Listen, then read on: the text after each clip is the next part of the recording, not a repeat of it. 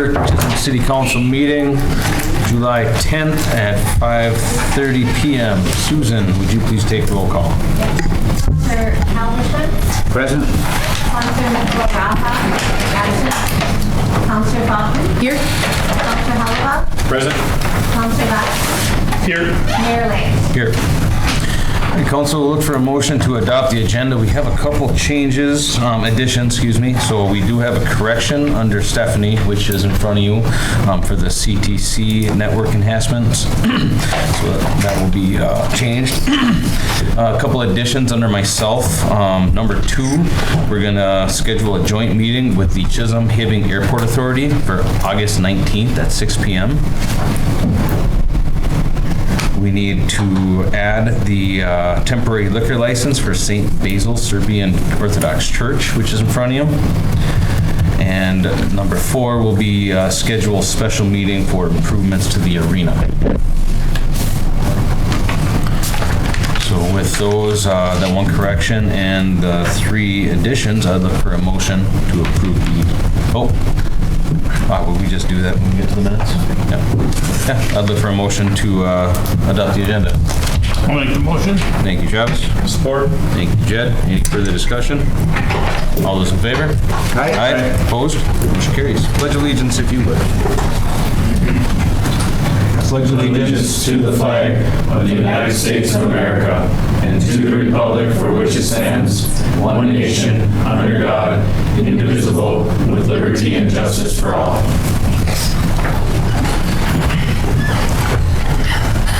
Okay, good evening, everyone. Good evening, everyone home that's going to be watching a little bit later. The communication system in Virginia is down, so we are recording, but we will be playing right after the meeting is over. We will start with public participation. Darlene Salo, good evening. Would you please come up and address the council? Good evening, Darlene. Good evening. Yes, I'm here in regards to the canopies and picnic tables that are across from the property on the county road on East Lake Street. My property would be at 4,000 and 5,000, and the county road runs between the canopies and the picnic tables and my front property, my front lots. And the problem with that I'm foreseeing is that I think that the money that was spent, and I'm not sure where the money came from, would have been better spent at a different location. We have a few different locations in town.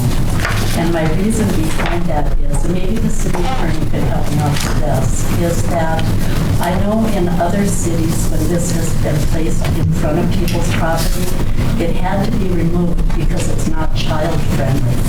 And what happens is that children run out onto the road and there's a hill going down to the lake and it doesn't work. So if the veterans' intent was to make this for young families to enjoy, it's not going to happen. It's a liability for the county and the city. And I foresee that as a big issue because across the street is my property. And my house isn't there yet, my retirement home. I own the adjacent property that I'm going to sell to my grandson to have my little house there. So that I foresee as a problem. I think that the disc golf course would be a great place because you have parking and outhouse. They have no covered shelters at all. Tournaments that come into the community bring money into this community. They stay at the motel, they spend money downtown, our bars, our liquor stores, the kids play, and it brings more and more tournaments in. And I know when I brought this up before to a few people, they said that's just because you have a grandson that plays. Well, that's part of the reason, it is, but he plays all over the United States, and so do these other people. So it brings money in, it generates money instead of a liability. Or there's the park, or there's the boat landing. There's other places where I think it could have been better. It would be used, and it would be used better. Because I think where it's at, it promotes late night activity for things that we had in the past, even with benches that aren't so terrific. We have drug deals there. We have cars that park there 24 hours a day. I've had things missing from when my husband passed away out of my garage, which was odd because for all the years that we didn't live there and lived across the lake, we never locked anything up and never had a problem. Now there's issues. So there's that also. I just think it could have been better used. I don't know. And another thing, the money that came in for cards, not that my husband had lots of them, but it went to the community foundation. And I know the last wish in his heart would not to have that money across the street where we were going to put a retirement home. And I know this part shouldn't matter, but I'm going to mention it, is I spent $14,000 taking down trees and getting rid of blight out of the yard to put a home in there. And now I have canopies and picnic tables without a view for where my house was going to go. But that shouldn't matter, I get that. But I do think it's a big liability for the community, for the county. I haven't talked to the county yet, but and I don't really know why the DNR would, that's another thing, would even let you, it's one thing to trim trees, but to take trees out, I know you can't do it at the lake. And you can't trim cattails and all of this stuff because of the habitat for fish and animals and stuff. So I think in that way, it wasn't a good choice. I think that there is a liability as far as the county and the city with the lake. I know years ago when there was a fishing pier there, they took the fishing pier out because of the 2-year-old that almost drowned because parents were dropping their kids off to fish there. And Walt and I didn't really feel like babysitting all the time, but they did have a 2-year-old that ended up in the Hibbing Hospital that they had to resuscitate. But I'm finding the public has short memories because it's not in front of their property. So therefore, I'm retired, and I don't know if I want to be the keeper of that property every time something doesn't work out. So I think that you need to look at those things. And benches, one thing about a bench, people come and sit, they read for an hour or two, and they move on. No problem. No problem at all. When you have picnic tables and canopies, you have trouble. You have trouble 24 hours a day, 7 days a week. And then Chisholm has big events. We have Doc Graham Days. We have the 4th of July. We have Labor Day. We have all of this stuff. And those are the times, I would think, when the trouble would mostly be. But like I said, another thing too, we have a Veterans Memorial up at the Discovery Center that is just gorgeous. By no means do I think we need 2 of them. I mean, that to me makes absolutely no sense. And don't get me wrong, I love veterans. My dad was a veteran, my father-in-law, my brother, and my nephew's serving his 5th tour in the world to keep us all safe. I don't think we need another Veterans Memorial. And the 3 veterans that did volunteer their time, I know who they are. I don't know them real well. But I do know I tried to get information. I was invited to the senior center. I went and I was never so embarrassed in my life. So that's why I wore a dress, because when I wore shorts there, I got told maybe I should have wore a dress, and I would have got a little further. So I think that needs to be cleaned up too by them. But anyway, the veterans I know would never talk like that. But that I couldn't get any information. I don't know if it was tax money. I don't know if it was foundation money. I have no idea. All right, Darlene, this is 5 minutes that we allow for the Well, public. thank you for your time, and I hope that you give this some thought. Okay? All right. Thank you, Darlene. The only, Brian, do you want to say anything as far as liabilities or anything? The only thing I'm going to say is that this was brought to the council in the summer of 2022. It was presented by the Chisholm Beautification Association, and the veterans just assisted in the build along with the union. This was all brought before us, I think once or twice before, giving us information before it was passed, approved by the council. I did ask that that be pulled and set in front of you, so you just do have those minutes. They're a little vague, but it does give the description on there. Mayor, one more thing too. My husband died in 2021. In 2020 and the spring of 21, the beautification board sat at my picnic table in my front yard, 3 people on the Okay. We are going to move on, Darlene, and I'm sorry, I can't comment, nobody can comment on a conversation that you had with somebody else. Okay.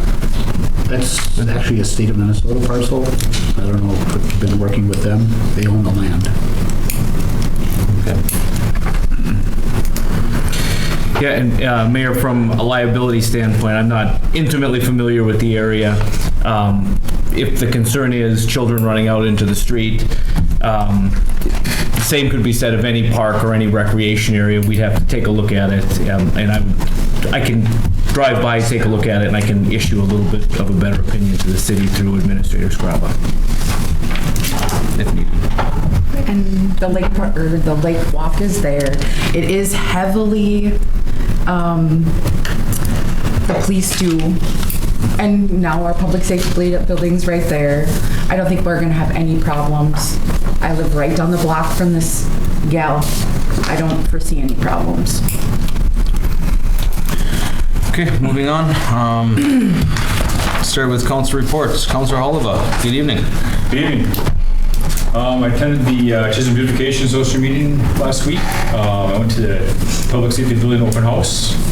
And then we have a garden meeting next Wednesday, July 17th at 5 p.m. at the Baptist Church. And we have a Lake Street Market, July 18th on Lake Street from 3 to 8 p.m. Looking forward to that. Where's that gonna be held? Just downtown? Yep, just downtown. Hey, Councilor Mikla Raha is absent this evening, but she did ask that I read a report for her. She would just like everyone to know that she attended HRA meeting, Rams board meeting, and the Public Safety Building open house. At the Rams board meeting, thanks to our support, she was honored to be one of the nominees to fill one of the vacant seats. Before the meeting, she had the opportunity to speak with many members individually and had some great conversations with folks from across the range.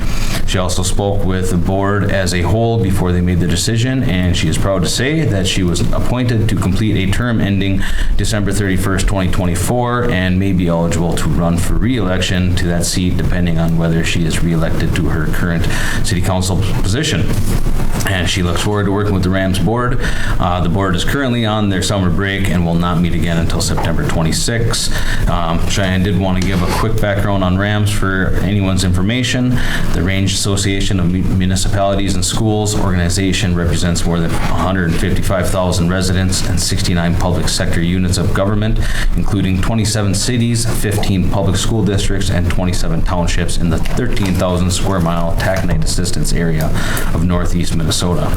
As an organization, Rams has represented the interests of the Iron Range region for 85 years.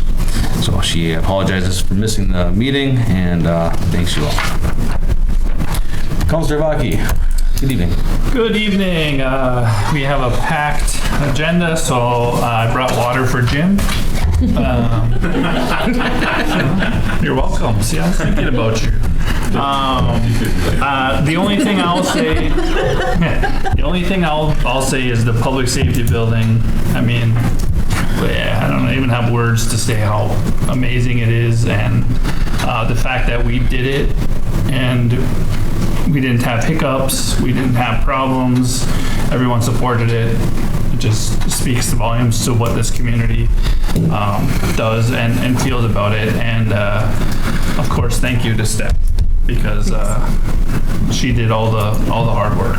Not her team helped, but she's our leader. So good job, and on to the arena. Excellent. Whole team. Thank you, Travis. Councilor Fulton, good evening. Oh, good evening. Yes, Mr. Mayor, I'm probably taking Larry's info here, but the Chisholm cleanup is July 8th through the 12th, Monday, Wednesday, Friday, 7 to 3, right, Larry? And then Tuesday, Thursday, 7 to 6:45? Or, yeah. 6:45 I have. And then Wednesday, July 31st at 6 p.m., there's bingo, pistols, and purses at Valentini's. It's a Chamber of Commerce fundraiser, so it sounds like it's going to be a great event. Strong Towns, the action team, will be assisting with city cleanup for anyone who is physically unable to get items to the city garage. And the person in contact that you guys can contact is Jen Gigliotti. Thank you. At 262-909-6634. And her number was on the poster, so it's okay. Meet Up and Chow Down, sponsored by the United Way of Northeastern Minnesota. I just want to let everybody know they are still serving lunches for kids 18 and under from 12 to 1 at the Kiwanis Park. So if you guys are hungry or you need a lunch for that day, head on down there and pick up a free lunch. Also, there's a couple entities in our community that are hiring. 30 West is hiring gym attendants. The Minnesota Discovery Center is hiring the board of directors or volunteers. If anybody looking for a job as a banquet cook. And then IRRB, I don't even know if they leave the B in there anymore. IRRR is having a community development resource workshop on July 16th. And I was thinking about if it was okay with everybody. I think anybody can in the community. It's in person and Zoom to learn about different ways that we can help our community build with grants and things like that. So, yeah. That's all I have. Excellent. Thank you. Thank you, April. Councilor Halverson, good evening. Good evening. I also attended the Public Safety Building open house, and it's a wonderful building. Everything turned out nicely. Had many site visits out at Redhead, and we had Redhead committee meetings. And then we also had our special council meeting on June 21st. And that's all I have. Thank you, Marty. Okay, obviously it was a very busy month since last time we had met. The Public Safety Building open house, that was fabulous. It was well attended. We had a lot of people from the public, heard nothing but good things. Again, it's really good to be in there. Fire and ambulance, we have been busy trying to move apparatus and gear and tools, and it's just been a whirlwind, and it's nice to be in there, and it's really nice to actually be through this project and into it, and now we can actually start making it, home. So our last council meeting resulted that night with a bunch of damage around town with hail. The following week, we had a natural disaster, pretty much, with that rain event, 8 inches in a couple hours. So, individuals obviously had some extreme issues. People had some terrible outcomes. We appreciate a lot of patience with the people at home. City Council, thanks for meeting with me right after that so we could figure out what we were doing. Larry, your crew was fabulous. Fire department was tremendous. They were out the entire time in the storm, wading through basements, helping people pump as they needed, and it just goes to show what this community does, and to help each other out. As long as you reach out and ask, there's always someone there to help. But I do want to point out that my phone was ringing off the hook for the entire week about Larry's and his crew. It's just we just hired an individual, and I got a glowing review, above and beyond for an individual, and obviously the leadership of Leon bringing him out is showing him the ropes. It definitely is good to hear. So thank you, Larry. You're doing a great job. And Stephanie, you and your team did a great job with the Public Safety Building. And like Travis said, on to the next one. So, moving on, Ambulance Director Tiffany, good evening. Good evening. I've been pretty busy myself, and I'm not horribly ready. Prepared for tonight, but I'll make it pretty quick. Just to follow up with that, unfortunately, that rain on the emergency manager side of things. I've been working with the county and working a little bit with FEMA to try and get some of the citizens that qualify for it help, and hopefully to get the entire city qualified to receive some funds to help clean up. So that has been ongoing. A lot of paperwork, setting up. Hopefully FEMA will be in town to look at a couple of things here within the next few weeks. That's ongoing. We've also been really busy for the 4th of July parade out beside Lake, stand by for the Firecracker 5K. That went really well, had a lot of help. That was awesome. The open house, as we all know, was very well attended.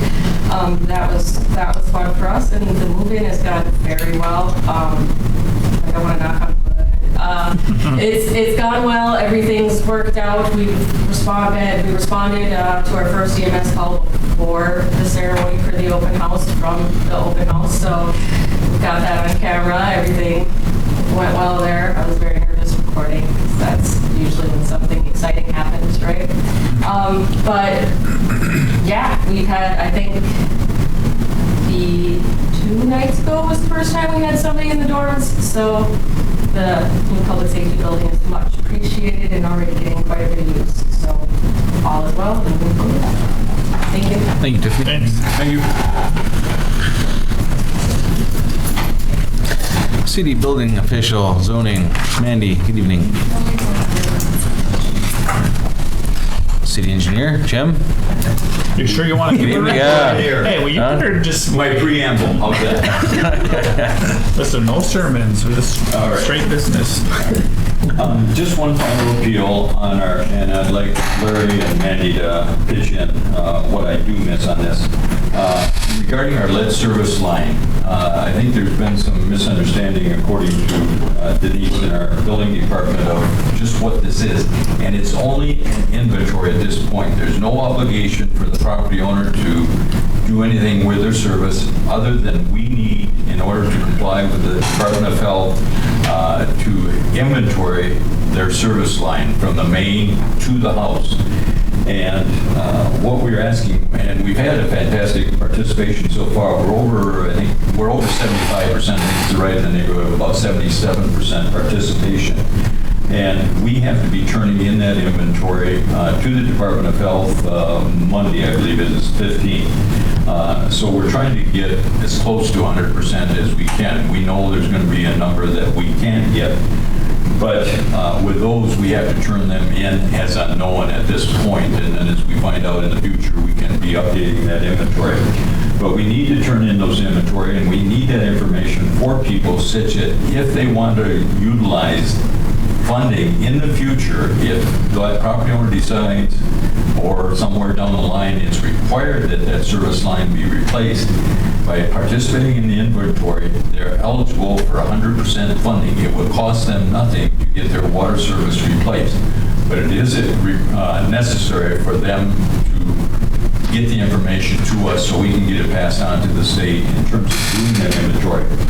So my appeal tonight is to those people who have not yet responded, if they would do so, and probably the quickest and easiest way now is to contact Denise, our utility billing clerk, at 254-7905. And if people can look at their water pipe coming into the meter, up to the meter, not what's plumbed inside their house, but to the meter, if they know how to identify that, they can just call Denise and give her that information. She will report it. If they want to take a picture of it and email it to Denise, which is dkeely@ci.chisholm.mn.us, city's website. I have Denise's email address as well. If they want to just email that picture of it, then we can identify it, we can get it logged in so we can submit it. Or if they call Denise, she will try and find out when they're available so that we can have city staff stop and take a look at it and get that information for them. Denise and Christy have been putting out time after their normal 4 o'clock time. They've been staying, I think, till about 7, making phone calls to people that we don't have the information from yet. So we are pursuing it as aggressively as we can, but any additional help we can get from those that have not responded, we would certainly appreciate it.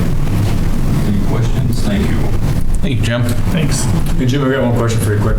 Sure. Just on the highway in front of the public safety building, have we talked to the county about getting that speed limit changed and signage? Yeah. I have not yet. No. Okay. I have. Okay, all right. I'll let you. You gonna raise it to 55?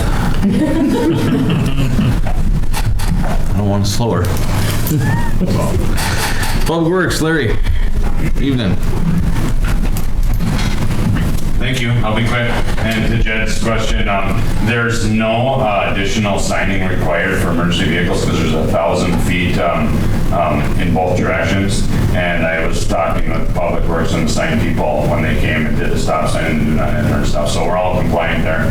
Yeah, the system, there is a system available. It's like $35,000 and it's highly maintenance. It doesn't work. It's not very successful, but that would be up to the city. But there's no requirement or there wouldn't be a change from St. Louis County. Okay. So If the city wanted to put up a sign, just that yellow sign, No.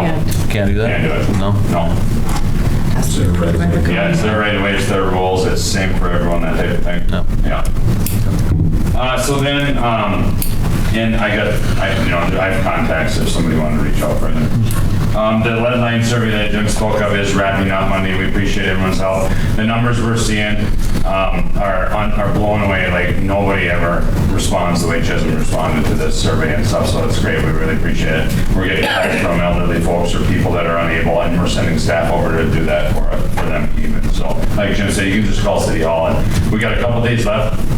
It just doesn't end on Monday. We have to submit to the Department of Health, but this will continue, and then once we get through the identification process, then we'll move on to step number 2, and it'll be notifications. So we'll send out notifications for folks. So this is just step 1, and it's a process. We'll work through it. We're mandated to do so, and we're on schedule. We want to be so. So we're gonna get that in Monday. Our dust control was applied today to our, say our gravel, some of our gravel alleys or the streets and campground, stuff like that. That's an annual thing we do. It's competitively bid and everything. We wrapped up meeting for the year. We're a little short-staffed with our regular employees that accompany our seasonal employees. So we just did the crosswalks and some parking stuff like that. So we wrapped up a little bit early on that this year. There's 2 days left of the citywide cleanup. That's tomorrow, 7 a.m. to 6:45 p.m. So it's a full almost 12 hours tomorrow, and then Friday is another 7 to 2:45 or 3 o'clock. So it's 2 days left to go on that. And if you notice around town, the elm trees are dying. And this is just kind of, it's just coming to where it's gotten bad enough to start talking about it. I had a forester come, so I'm getting educated on it. It's actually kind of normal. It's going to be disturbing to a lot of people. They're dying at an alarming rate, and we can't even keep up getting them down, so we're like prioritizing on the most dangerous ones. And we're even, like when we take a tree down, we chip it, it's completely gone, it's gone. But now we're even just felling them and leaving them lay, and we'll get them later because we can't even keep up. So there's a lot of elm trees dying. They're all going to die throughout the city, basically. So you can see them out the window here, you can see them out the City Hall windows across. They're in private property, they're in our property. They're all over the city, surrounding the lake. So a lot of elm trees dying. I say why? Yeah, it's normal. It's actually like Mother Nature kind of cleansing herself, I guess. And this is what I'm learning. There's the Dutch elm disease that you hear of. Not yet confirmed in an area, but it's probably here. It's obviously here with the forester told me. And then there's a bark beetle. And then stress from the last few years of awkward weather, drought, flood, so stress. So multiple things, not good on elms again. Fog sealing got completed by the county. Oh, yeah, the fog ceiling you've seen on the causeway and on the frontage road from McDonald's over towards around the loop there by the hotel is done. So that was all hit through the county, and that's going on too. So getting all our work done before winter comes. Yeah. All right. That's all I have besides what's on the agenda. Thank you. Thanks, Larry. City Parks Trails Rec Director Bridget, good evening. Good evening, Mayor and Council. I just have a few updates, and mostly it's numbers. I meant to have to you the comparison from 2023 to 2024 for the youth center in May, and I didn't crunch the numbers at that point, but it is good news. In this past school year, we had 706 unique visits to the youth center, whereas the previous year it was 389. So that was a large increase. There's a lot of fourth graders coming in, and I attribute that to them being exposed to the youth center during summer rec program and learning that it's a place that they can come. So that's good news. And then CSRP, Chisholm Summer Rec Program, this year we're down just a little from last year, but I'm pulling the numbers from the end of summer, how many total, which we had 124 full paying, coming all 7 weeks. Right now we're at 116, and we keep having kids add on right now. So there's a lot of good field trips left, so spread the word to families that now is still a good time to join for the rest of the summer. And then the campground has been really full the last couple of weekends, so that's really great news too. Busy there. The seasonal staff that we have on site, Maggie and Jocelyn, have been doing a great job juggling a campground along with other places throughout the town that they are working on. So they've been doing a good job. And we did have our Department of Health inspection at the campground, which also went well. I don't have the report back, but it didn't look like he marked down very much at all. So. Good. Excellent. Thank you, Bridget. Thank you. The library supervisor, Katie. All right, good evening, everyone. We're wrapping up the summer reading program. We're in our last week with 203 kids and teens signed up. We're drawing for prizes on Monday, next week. Tomorrow we have a very exciting program coming to Chisholm. Jackie Fallon is a peregrine falcon researcher, and we'll be bringing her live birds up and close. Live birds for an up and close look at several types of raptors. The program is going to start at 10 a.m. and it's actually going to be at the senior center because we're just a little concerned about space issues at the library. So we're anticipating a big turnout, and Jackie's encouraging people to bring cameras. And this is a program that's funded through the Arrowhead Library System, so just a thank you to the staff at ALS for supporting our community with these events. And thank you to the Senior Center for letting us use their space. The following week, we're going to be tie-dyeing in the park outside the library. We just asked the kids to bring some white, something to dye, and then all other supplies will be provided. The ice cream truck will also be joining us during that time, and the program will run from 10 to 1 o'clock. And that's a Wednesday.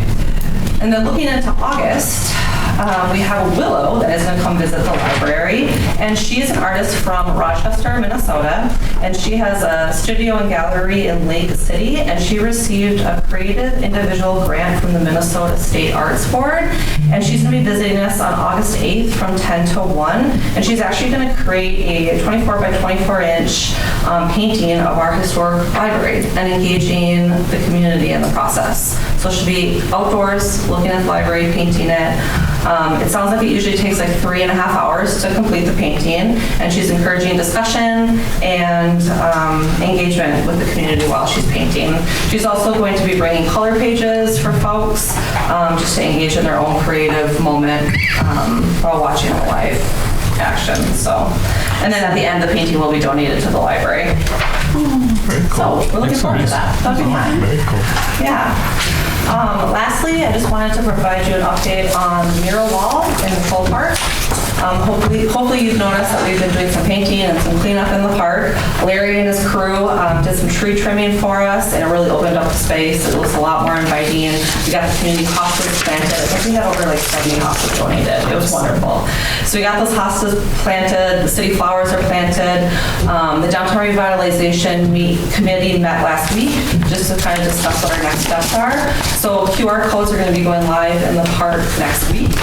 And really the goal of the QR codes in that space is just to kind of create an interactive space for the community, an interactive experience that will invite people to really just visit the park, be in the space, reimagine the mural, and share their feedback and ideas as we continue to just cultivate this vision of what we want our mural to be and how we want to re-envision the space. And so then our next steps beyond the QR codes, we'll be doing a call out to artists so that we have a goal of rolling that out in August and then hopefully have a spring 2025 mural unveil. Awesome. Yeah. Very cool. Nice. Lots of positive remarks about that space. Okay. You know, individuals that even don't even stop there, just the way it looks and driving by and the flowers, you know, I get a lot of compliments, you know, Great. to share. So. Awesome. I appreciate that. Thank you. City Attorney, Brian. Thank you, Mayor. I don't get to say this very often, but agenda only. I can answer questions if the council has any, but otherwise just agenda. Questions? City Clerk, Treasurer, Administrator, Stephanie, good evening. Good evening. Just to touch, lots of people already have, but on the public safety building, it was a great day. The community really came out. I was there last night. It was really good to see the departments in their space, and it just seems like it's going to be a really good fit for everybody, and really happy for each department that gets to utilize that building for years to come. They have had obviously some sacrifices on where they currently have been working out of, and it's just exciting for them to be able to move into there and keep responding like they always have. So thanks to everybody that was involved in that. Also, I want to touch on when we did have, obviously, the few storms that we've had come through. Just really impressed with, like Adam said, the way that our departments responded. Larry was above and beyond, his department was. The fire department was out there side by side to try to do the best we can. And thanks to Tiffany for moving forward on the emergency manager side to see what we can do to assist on the damage that was presented to the community. So thank you for that unfortunate event, but hopefully we can move forward on what happened here. The other thing I do have written down, and it's brought up a couple times, is today I was working pretty much all day on the Arena Curly Club. So we have funding pretty much secured for that project. So just working with the state to get to the point of getting a signed contract with them and IRRR. So that is the next thing that we will be moving towards, and we're pretty much ready to go on it. So if there's any other questions for me. Okay, moving on. Council, I would look for a motion to approve the consent agenda, which consists of list of bills, communications, May 7th, Chisholm Parks Trails Rec meeting minutes, June 3rd, Planning Commission meeting minutes, Bruce Mine Headframe Park and Trailhead Project. C, minutes of previous city council meetings. There is a correction. First, that is June 12th, not June 10th. And on page 9, there was a correction. Councilor Fountain was accidentally listed as absent at the very end of it. So, next will be the June 21st, 2021 emergency meeting minutes, payroll and overtime. So with the corrections to the June 12th regular meeting, I'd look for a motion to approve the consent agenda.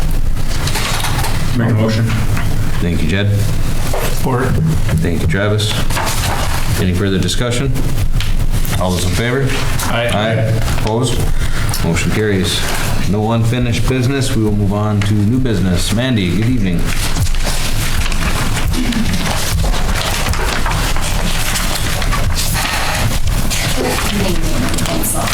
On July 1st, the Planning Commission held a meeting and they unanimously approved to amend 2 ordinances. And both of the ordinances are concerning shipping containers.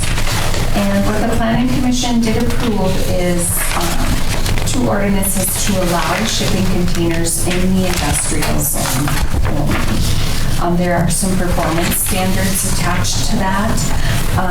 They are listed, there's 9 of them listed in the new ordinance in front of you. The ordinance was published in the Mesabi Daily Tribune on June 19th, so previous to the meeting. We did have a full quorum at the Planning Commission that did approve the 2 amendments unanimously, and nobody in the audience to comment on that. So this will be the first reading of the amendments, and the second reading will be at the next council meeting upon your approval tonight. I have a question, Mr. Mayor. Yep. And Mandy. And this we might have to ask the city attorney too. I just want to, so my question is, before you hold a public hearing, an ad or introduce a city ordinance, does it need to go through the council first after the attorney and the planning commission review it? I believe it goes to the Planning Commission. It is published in the paper for the Planning Commission to hold a public hearing, and then it goes to council for final approval for a first and second reading. And then do we have another hearing after that, or no? No. Not that I'm aware of it, Brian. It just doesn't seem like it should have came to us before it to even move forward to go with it, you know, I don't understand. The Planning Commission holds all the public hearings for text amendments to Chapter 11 in the ordinance. And then they are an advisory committee to the council. Mayor, could I speak to this just a little bit? So the process would be, if this would have come to the council, we actually would have had to refer it to planning and zoning for their consideration so that they could advise us as to how it would affect other aspects of our zoning ordinances. And as to the hearing, the reason that we have two separate readings is so that the public has an opportunity to see this and to know that the next reading will come at our next meeting so they can appear at that next meeting and voice concerns or issues that they may have. So the two readings is intended to try to protect the public and allow them an opportunity to comment. That makes a lot more sense. Thank you so much. Thank you. Andy, can you just quickly, aside from the industrial park, where else is it zoned industrial? Our industrial park is the only industrial zone. Very good. Thank you. Any other questions, concerns? I have a concern, not a question. For the city, on page 18, where it says that no accessory building shall be used for residential or dwelling purposes. I guess, we're getting to that point where we were talking about green spaces and small spaces, and people are looking into container homes now. And I think that if we limit that to say, no, we cannot allow that in our city, I think that these little 50-foot lots, people wouldn't be able to have that. And I just don't understand. Currently, the state building code prohibits shipping containers as dwellings right now, so we wouldn't be able to allow any permit for that use. Also, this is in reference to the industrial zone, so you wouldn't put a residential home in the industrial zone. Right, but you're basically saying only shipping containers can be in industrial zone. That's correct. And that's my concern, because I feel that a shipping container should be used. Why I don't understand why it couldn't be anywhere. Obviously, you'd have to get a permit or something, but. Well, you think it should be allowed in residential? I think it should be. Because if you've got a 200-foot lot, or if you wanna, if Minnesota does pass a law that we can have shipping container homes eventually. I think at that time, then you could bring it back, or the council could direct the planning to revisit it. Yeah. And I think it'd be hard to leave that window without the state actually having something on there. And Mayor, could I comment just briefly? The other process that would be available is there is a variance process. So any rule or restriction or requirement that's imposed by generally speaking, the rules and requirements that are imposed by the zoning code, any resident can come and file an application for a variance. In this case, and specifically with, say a shipping container residence, if it were permitted by the state of Minnesota as a permissible use, this is something that in my experience, and it's not vast, but in my experience, it's something the city would probably want to keep a little bit of a closer eye on using that variance process, so that instead of just showing up with something that may be substandard or that may be dangerous to the health and safety of the folks that would be living in it, somebody would bring forward a plan and say, here's what's happening, here's how I'm going to accommodate all my daily living tasks, here's what's going to happen, and then the city can evaluate that and approve it or deny it. But it allows us to keep a little bit of a closer eye on those types of activities. And then what about, is it Minnesota law that you can't have a shipping container she shed? I'm just asking. I mean, you can't a living dwelling place, obviously you said, but what about, I'm just throwing it out there, because right now we're putting provisions on it, and it's. Yep, the ordinance does state that no accessory building should be used for residence or dwelling purposes. So that is stated in the amendment. I couldn't allow a shipping container as a she shed in the residential zone anyway, to how the current ordinance is written. This only affects the industrial zone. So you'd want to go to a planning commission meeting and say, I'd like for you to look at the residential portion of this ordinance, because I think that a shipping container should be allowed, and then they would make a decision and then refer it to us for our final decision. But this is only about the industrial part of it. This doesn't, so you could still go to the planning commission for a residential, and then we go through the same process. Correct me If if that I'm- makes sense. Well, correct me if I'm wrong. One part of this portion is the definition of what a shipping container is, right? And add it to the ordinance. And add it to the ordinance, okay? Then the second portion is a city ordinance and land use, just for the industrial park only.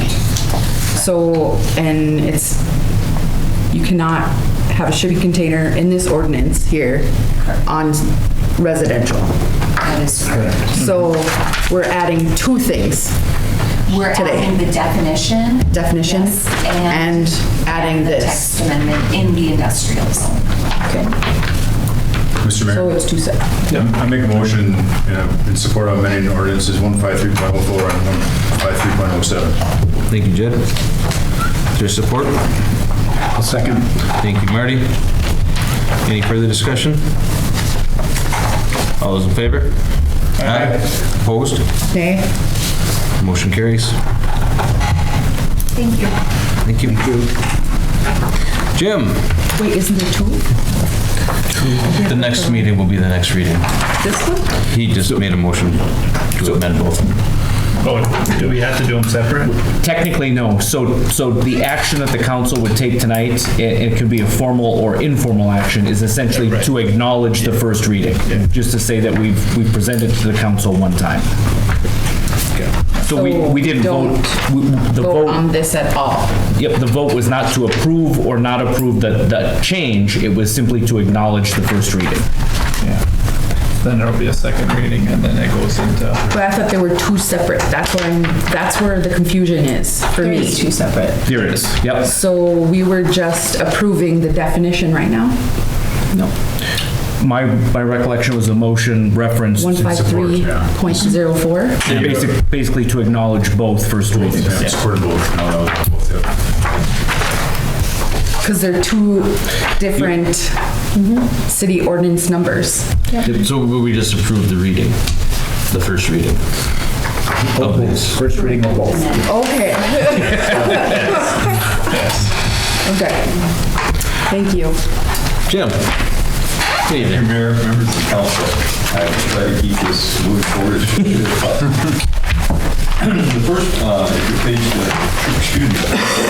page 2021, what we have here is the resolution approving the plan specifications and ordering the advertisement for bids for the Thomas Sullivan Memorial Arch. This is not a city project. Stephanie, help me. Who's Yeah, I will. Yep, sponsoring let me the agency? talk about that a little bit. So we had community members that had come to the council, I believe a year ago, somewhere in that time frame, to look for support to move forward on this project. They were able to fundraise the funds to be able to implement this project.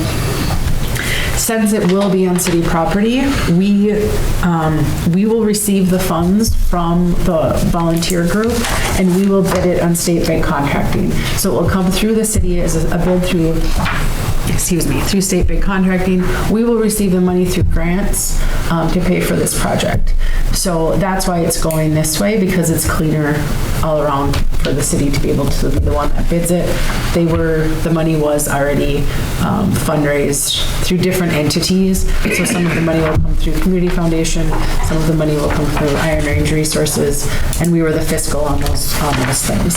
So we will kind of take the project over at this point as far as bidding it out and making sure that everything is followed through the city procedure for the bidding process. So that's why this is kind of the stage that we're in right now. So basically, the bottom line is we're serving as a fiscal agent, so we have to, as Yes. Stephanie explained, we have to take over the management of it at this point, so. And we will be responsible for it once it's built. Right. Right. And so, added to the resolution, we're planning to bid that first Wednesday in August and bring it to the council then the following week. Get your first meeting on the 14th in August. With that, we would recommend approval of Resolution 0724-53 for approving plans and specs and ordering advertisement for bids for the Thomasonian Memorial Arch. I'll make the motion. Answer any questions you might have. Thank you, Travis. Second. Thank you, April. Any further discussion? Marty, you got a question? Just one question for Jim, at least, if you could check on the vertical clearance of the arch. They show up in the center. I just want to make sure that accurate clearance on the sides for... It extends beyond the sidewalks, I think. Yeah, I'm not sure where the traffic lane is. It looks okay, but Yep, okay. I think it's like 17 feet 3 or something is the requirement that MinDOT has, the clearance requirements. Just make sure we're not a little too low. Right. Take it down on the first pass. Yeah. Right. We don't need that. No, we do not. Good thinking. Any further questions? Hearing none, all those in favor? Aye. Opposed? Motion carries. Thank you. If you'll turn to pages 38 and 39, what we have here is Resolution 0724-54, receiving bids and awarding the contract for a 2024 street and alley reconditioning project. As you see in the resolution on page 39, we received 2 bids. The base bid includes basically all of the alleys plus the 2 streets. Alternate one was the paving of the Ironman parking lot. And as you see, the 2 bids, one came in at $223,800 from Wasabi Bituminous. KGM Contractors offered the other bid at $247,357 for both the base bid and the alternate. Going back to page 38 then, I provided for you the construction costs based on Wasabi Bituminous' bid, but also then provided you with the estimated assessment revenues on the base bid. There are no assessment revenues for the Ironman Park. And as you see, the estimated net cost to the city will be awarding on the basis of the bids, whether it's a base bid or base bid plus at alternate. But if we were to receive an award on the basis of that base bid plus the Ironman alternate number 1, the net cost to the city is going to be about $139,000. So with that, I would be happy to answer any questions. I passed on to Adam when he stopped in my office today. I actually had 2 different calls from citizens. One, Greg Sjogren up on 7th Avenue and 7th Street Northwest that thought they were still in the project. They were included in the feasibility study, but not in the plans and specs. And then also from Renee Olson on 208 4th Street that thought they were originally in the project as well. And they were very disappointed that they weren't in the project. And so I encouraged them to call staff anytime 24/7 or the mayor of the council anytime 24/7 to encourage them to continue the program next year and to lend their support for getting their project done. So with that, I would recommend the award of the contract per resolution 0724-54 to Wasabi Bituminous, and with your concurrence, I would recommend award of the base bid plus at alternate number 1, totaling $223,800. With that, I'd be happy to answer any questions that you might have. Thank you, Jim.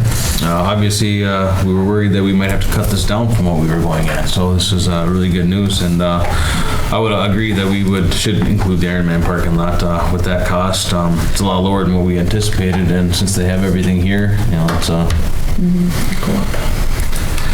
Actually, excuse me, Mayor, in that regard, Larry and I have been talking a little bit with Wasabi Bituminous, and I think we think we can save some money there rather than digging out or milling and overlaying all that. I think, Larry, we're talking about just removing where it's really alligator, putting in some gravel. We've got a base bid or a bid item for leveling course, put that in, and then put a wearing course surface so the whole works, and we think we can save money that way on that particular project as well. But we do have to award on the basis of the bids received. We'll work to see if we can even reduce that cost. Hey, Council, if you don't have any other Concerns? I'll look for a motion to approve the resolution 0724-54 with the add alternate number 1. Mr. Mayor, one question. Yep. That $60,000, does that include the wear agent on top? Yeah, it included a milling and overlay and then putting a wearing course over the whole thing. And we think we can come up with an alternative method to even save a little money off of that, Jed. Okay.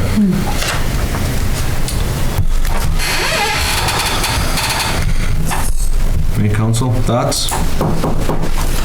Well, I hope this project goes really well.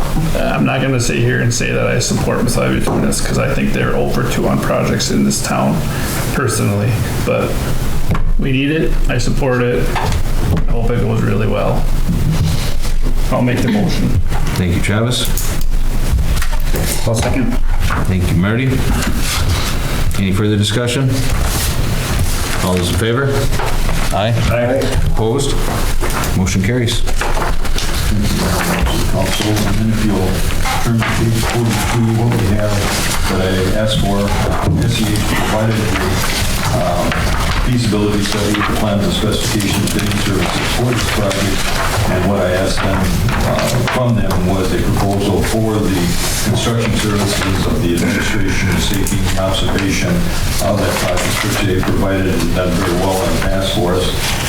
As you see, the estimated cost is a maximum cost of $28,000, including expenses and equipment, billed on an hourly basis. And with that, I would recommend approval of that professional services agreement with SEH in the amount of maximum cost not to exceed $28,000. With that, I'd be happy to answer any questions that you might have.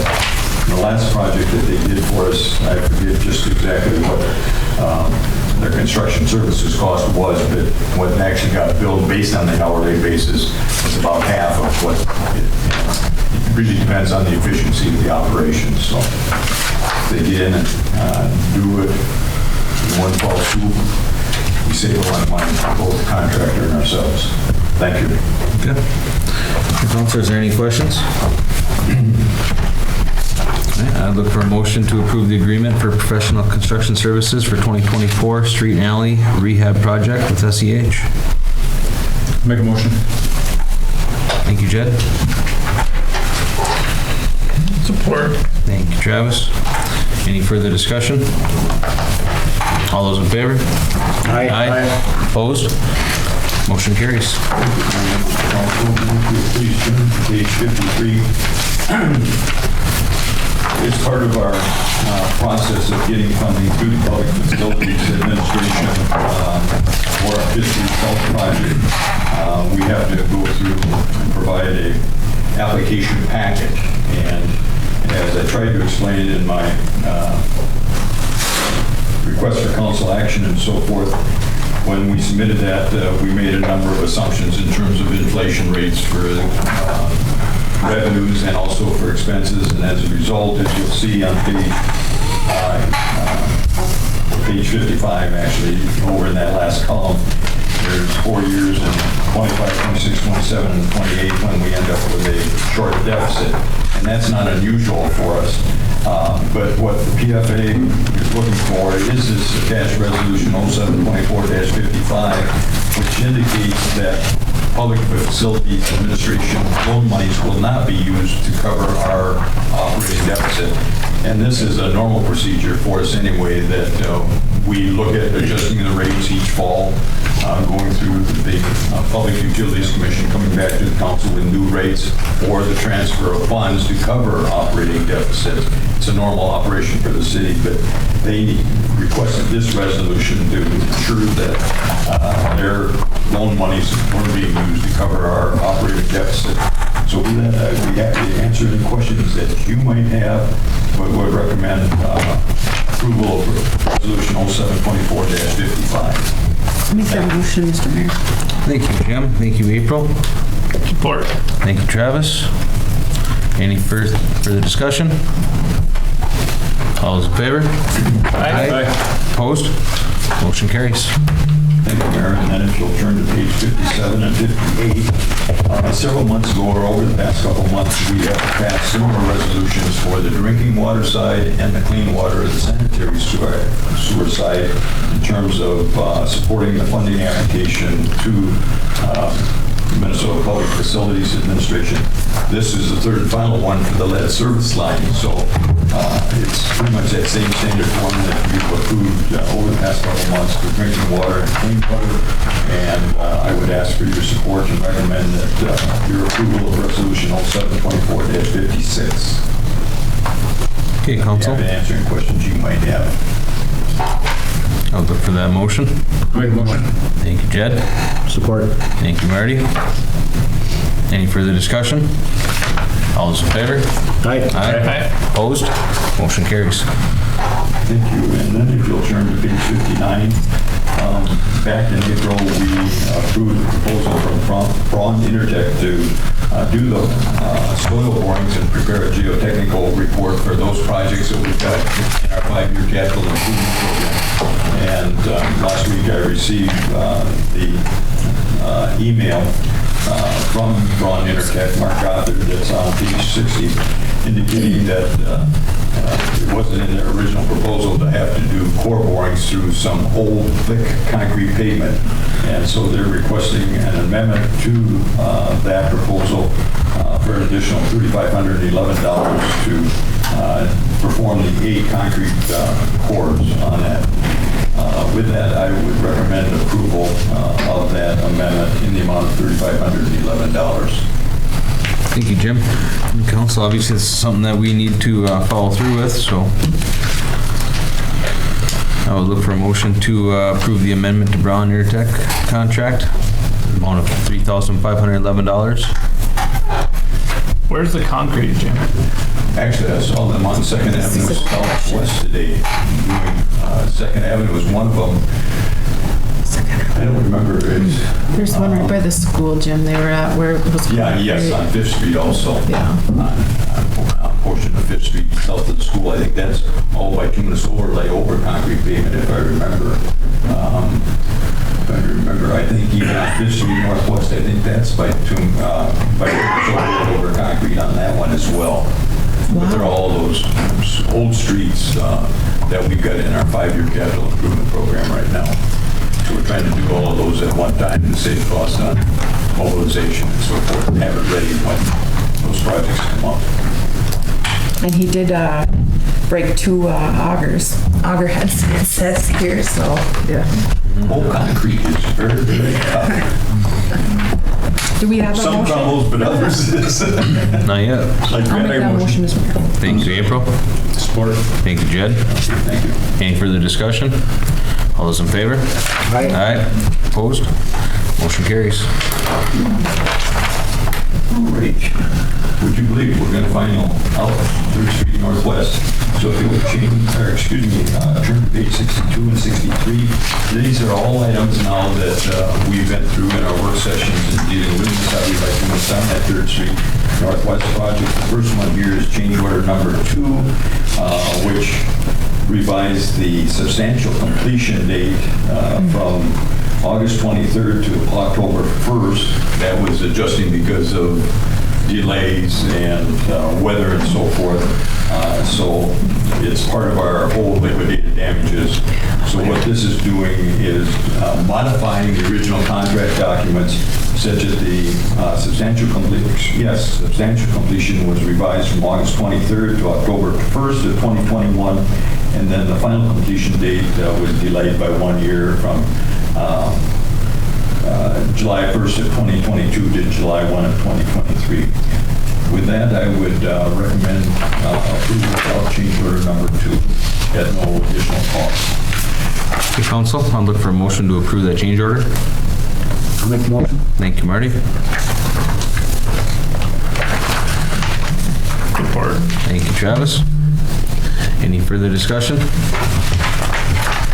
All those in favor? Aye. Opposed? Motion carries.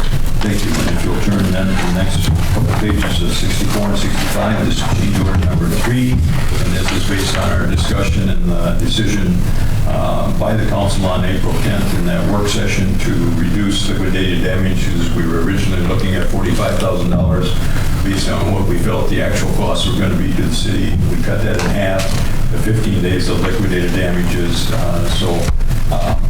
It's just determining that liquidated damages will be at $22,500.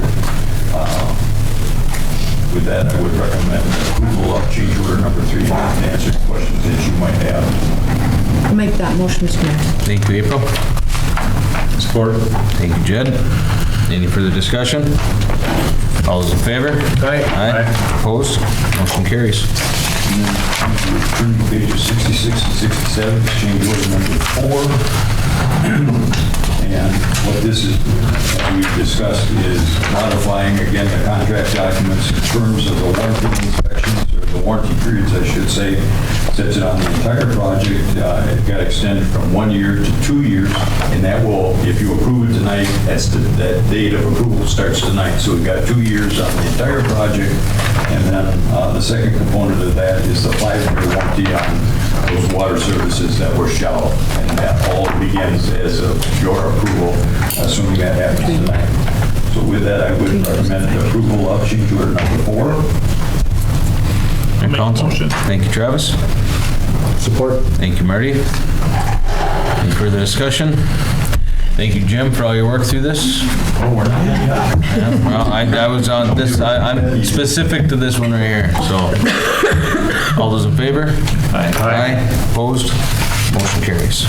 Then if you turn to page 68 and 69, this is just a document that needs to be signed.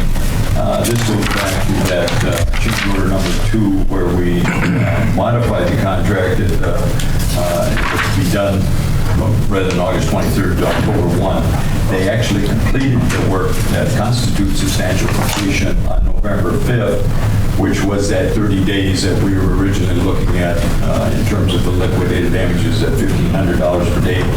Then the council's action on the 10th of April modified that liquidated damages, which is at your discretion. But all this is doing is signing off that we acknowledge that the date of substantial completion was actually achieved on November 5th, 2021.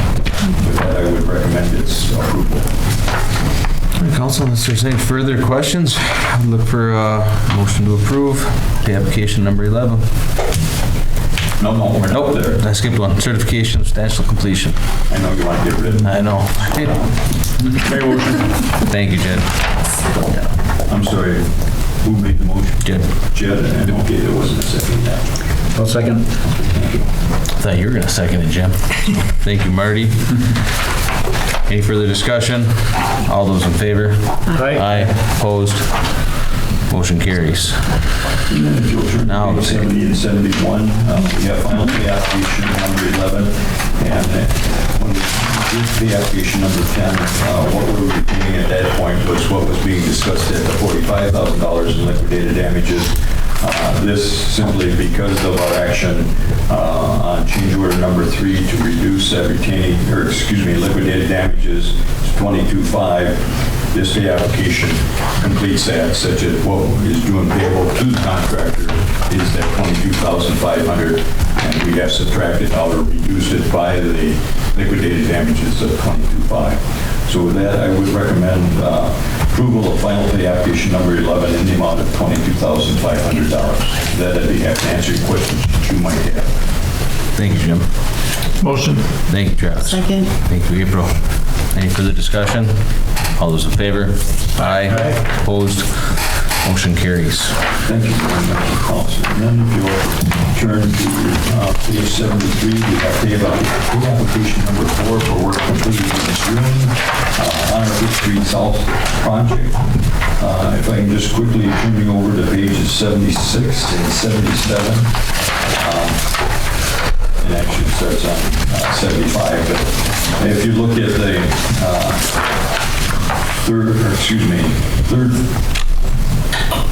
the fourth, third, second, and first columns from the right edge, if you will. The the quantity that was done this period and the amount in terms of cost for this period is listed there. So near the bottom of page 76, you see the value of the work completed in June was $291,565.50. Alternate number one is that lead service line replacement on private property that we have to keep track of, and we'll be invoicing PFA and so forth for that. But what you see there is that and I don't remember exactly what the number of, I think there's about 5 or 7 properties in there, Larry, where we replaced the lead service lines between the property line and the homes, and that would be in that area from Central Avenue to 2nd Avenue West, the 2 westerly blocks of the project.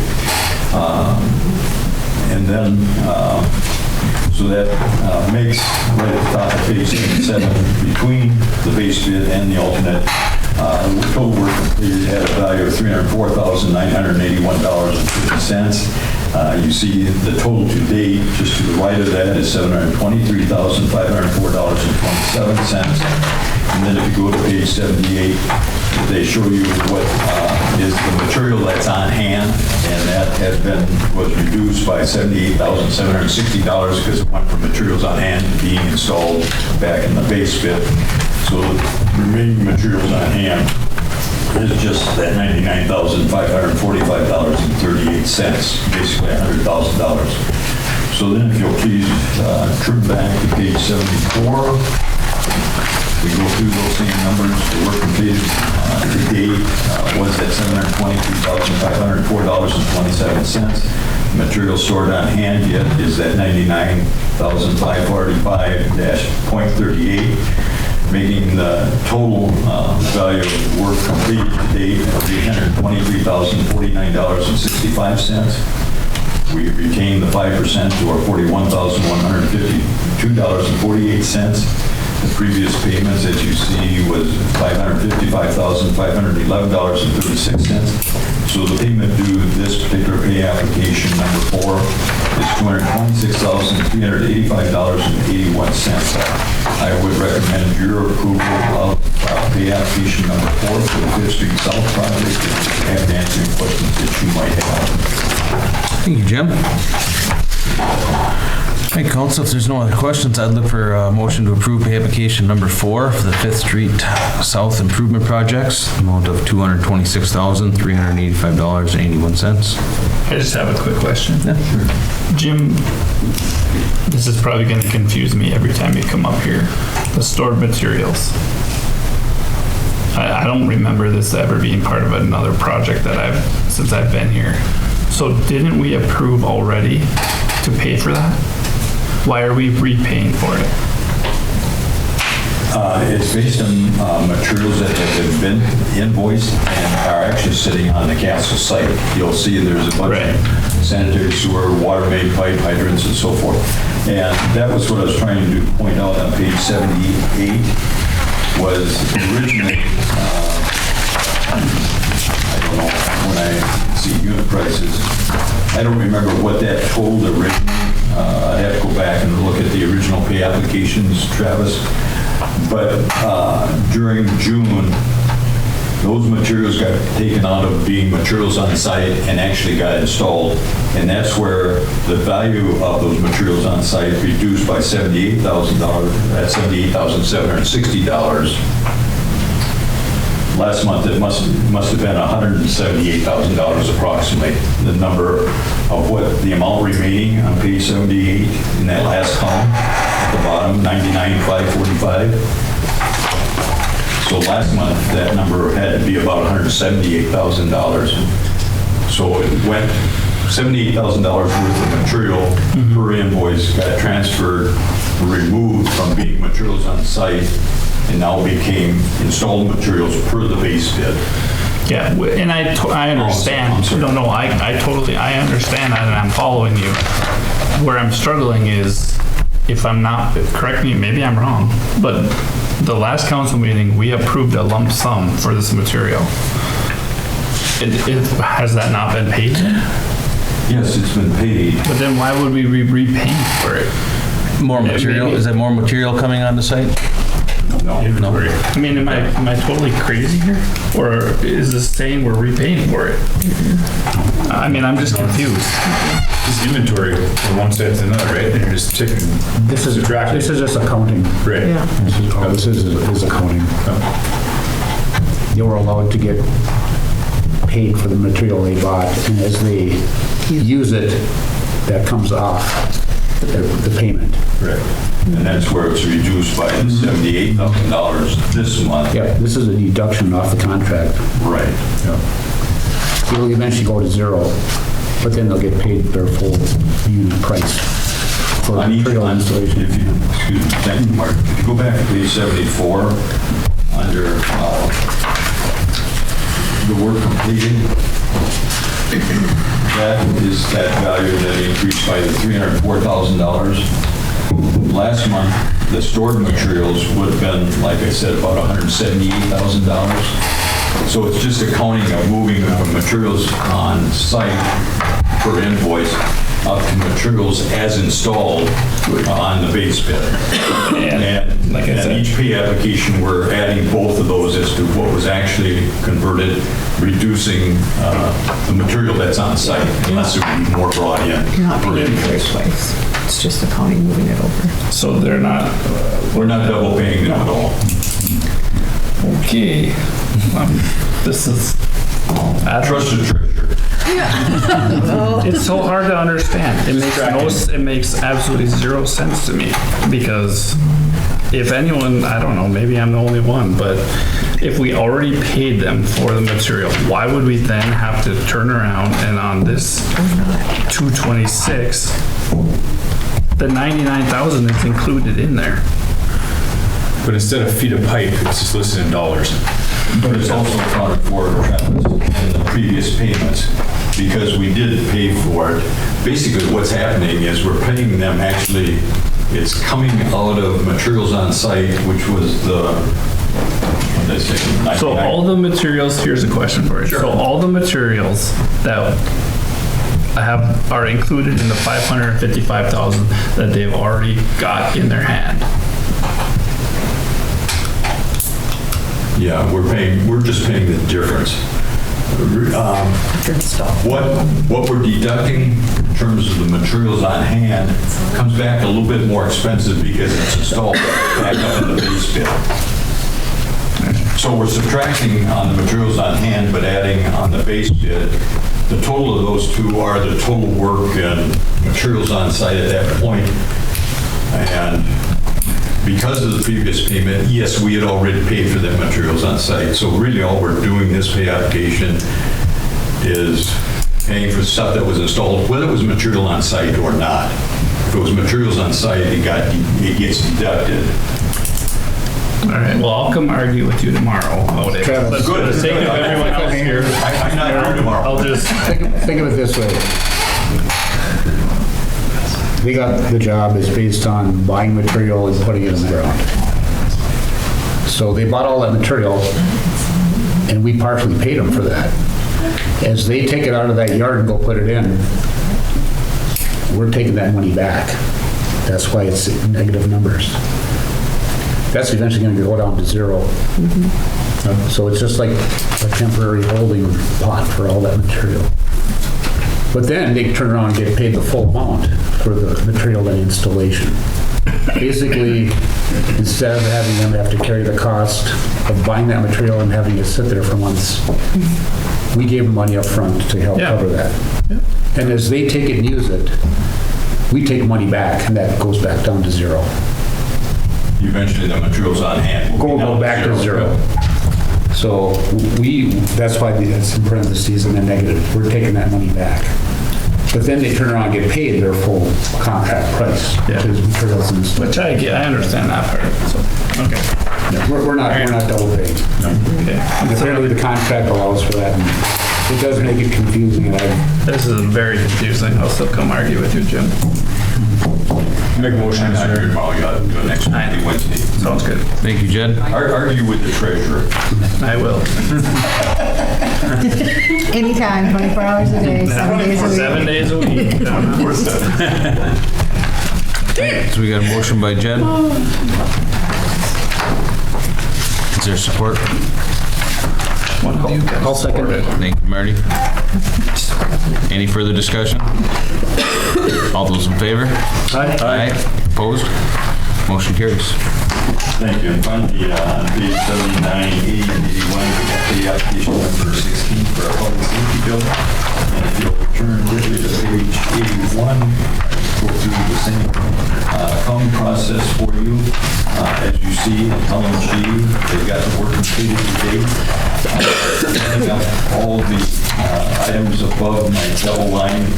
As you see, I've got written, if you can't read it, it's $156,089.60. That's where we take, multiply it by 1 3/4%, which is the management fee for Elfson and Peterson, which you actually see but can't read just down below that. But that number is $2,731.50 that we'll look at when we get back to the cover sheet. And then if you go over to the total work completed today, where we calculate the retainage, all those items that I have within the brackets, which are really the labor and material costs for the project, as you see that I've got written in at the bottom, is $8,399,566.60. Although the total completed to date, as you see right above that, is $10,245,349.98. But taking that $8.399 million times the 5% to determine the retainage is where we come up with $419,978.33. So then if you'll go back, please, one page to page 80. On that left-hand side, our original contract is $11,199,947. That total to date that we just talked about in column I, the total work completed to date is $10,245,349.98. Below that, you see the retainage that we just calculated at $419,978.33. So the total earned less that retainage is $9,825,371.65. And so the previous payments, which are, I think it's hard to read in your copy as well, but that number is $9,672,138.36, such that the current payment due is $153,233.29. Going back up above item number 4 at $10,245,349.98 represents about 91.5% of that 11.199 contract. With that, I'd be happy to answer any questions that you might have, but would recommend approval of the application, let's say, 16 in the amount of $53,233.29. Thank you, Jim. Again, it'll be sad when this project's over because this was very nice to follow. So council, I would look for a motion to approve pay application number 16. Thank you, Jim, appreciate it. I'll make the motion. Thank you, Travis. Support. Thank you, Jed. Any further discussion? All those in favor? Aye. Opposed? Motion carries. Thank you very much. Good job, Jim. Now show this. Did I make my time constraint? Thank you. Show this to TNT so I can follow it. All right. Larry. I didn't want to get you out of your movie.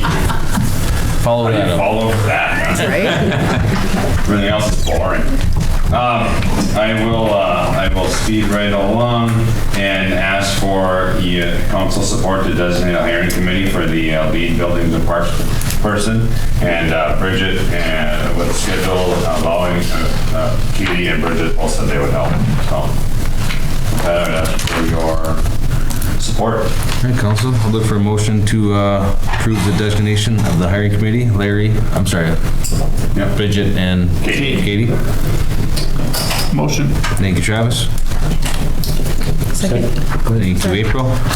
Any further discussion? All those in favor? Aye. Opposed? Motion carries. Thank you, council. And then annually we quote and bid out our sewer manhole rebuilds. These are the structures that are, some are over 100 years old, and they rebuilt them from the inside out, so. And we quoted this year, and I would ask for your support to award HydroClean in the amount of $26,820. And it was competitively bid. It was approved by the PUC Commission on 6/26, and it's budgeted. Thank you, Larry. Council, I'll look for a motion. Make a motion. Thank you, Jed. Second. Thank you, April. Any further discussion? All those in favor? Aye. Opposed? Motion carries. Then I'm going to fill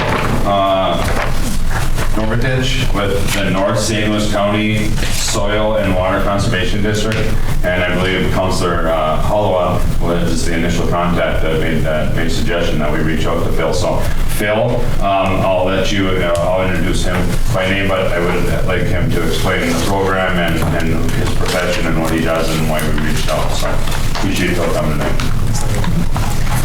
All right, thank you, Mayor Lance and councilors. So yeah, I appreciate all your staff, patience, and just, what a great crew you guys have here. Really, it's been a pleasure to work with everybody here. So yeah, what we have right now is my office was involved with a major watershed water plan, essentially. So that was for the St. Louis River watershed. We were involved with St. Louis County, Lake County, Carleton County, and the soil and water conservation districts within those district or county boundaries, I should say. Right now, we have Clean Water Fund money available, and what our priorities in our plan was to do stormwater planning with municipalities. And with the recent flooding and past flooding in recent years that has occurred, talking with Larry and others, we feel this would be a good opportunity for the community to take a look at where could we possibly plan some projects to reduce those peak flood events.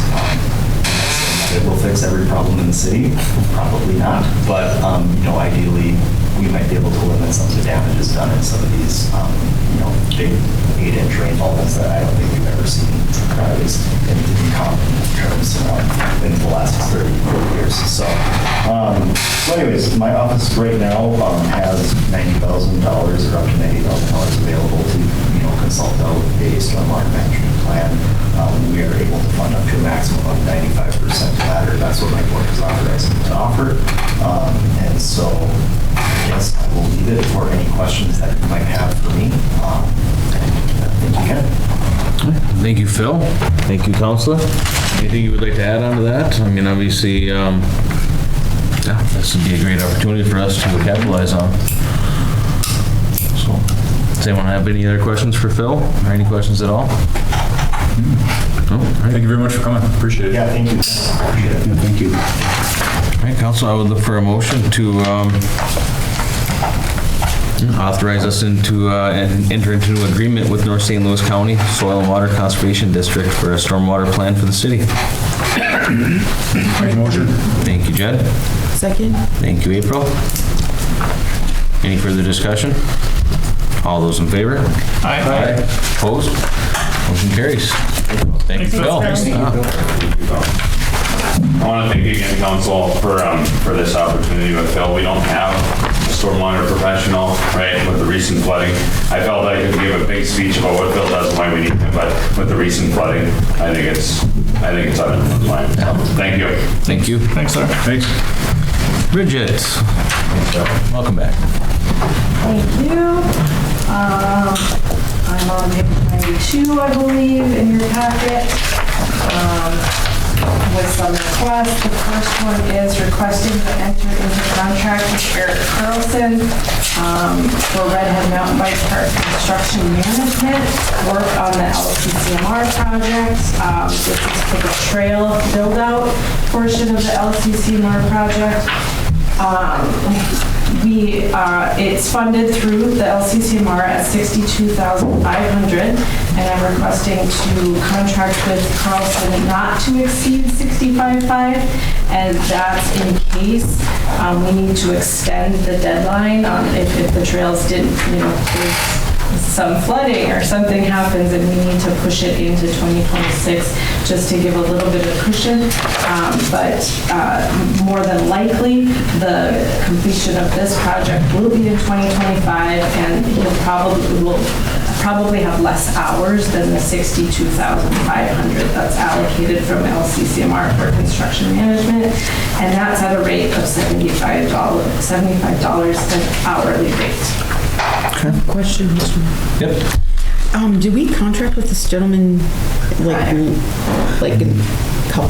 a month ago or 2 months ago? Yes, so what was that for? He's currently in contract with City of Chisholm for maintenance.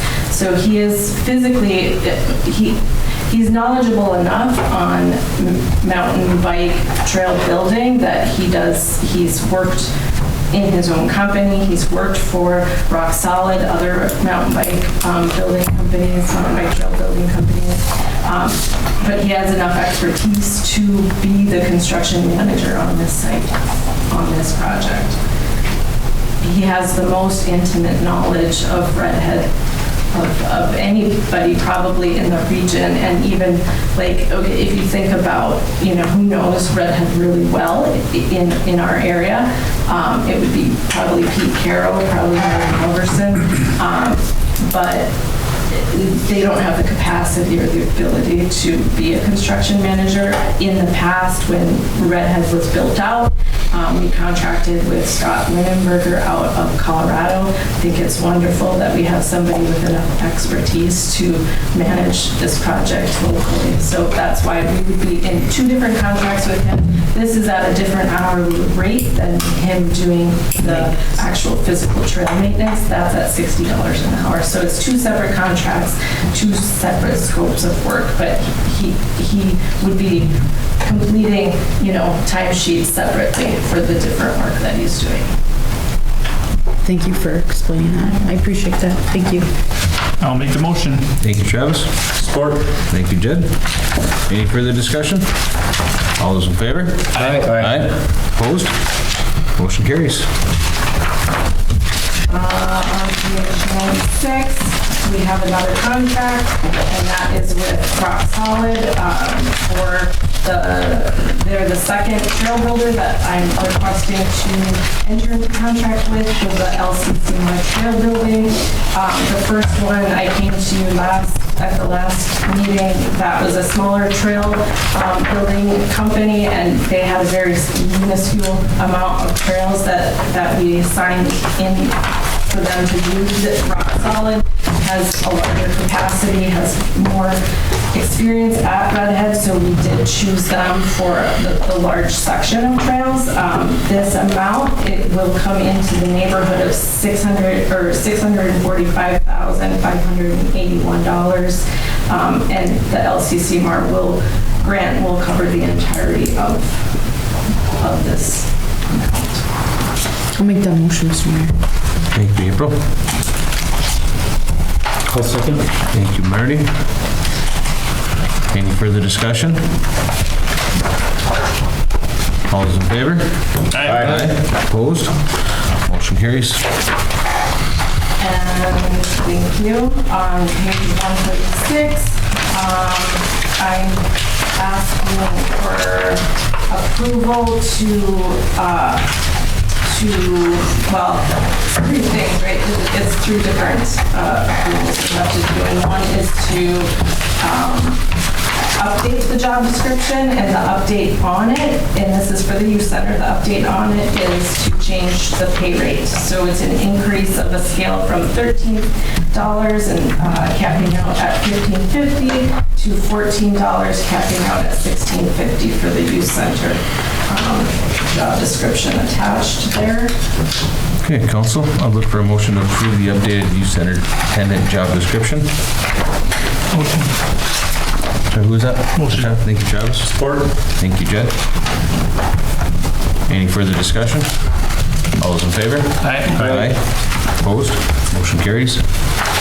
And the posting for this position is on page 139. I'm requesting to post the attached For 3 youth center attendants? For up to 3, correct. And council, I'll look for a motion to approve the posting for the youth center attendance.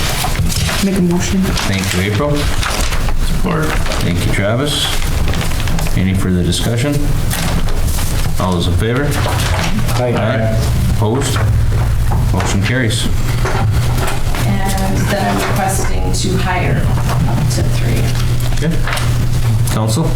Can you just let us know the reasoning why you would like to hire 3? In case somebody's absent or sick? Yeah, well, and I think historically they've had 3, ideally, in that position. We've had a hard time filling 3 positions, so we've had 2 for the last couple of years. I'd love to see 3 in there. The variety of staff could bring in a variety of different kids to the center.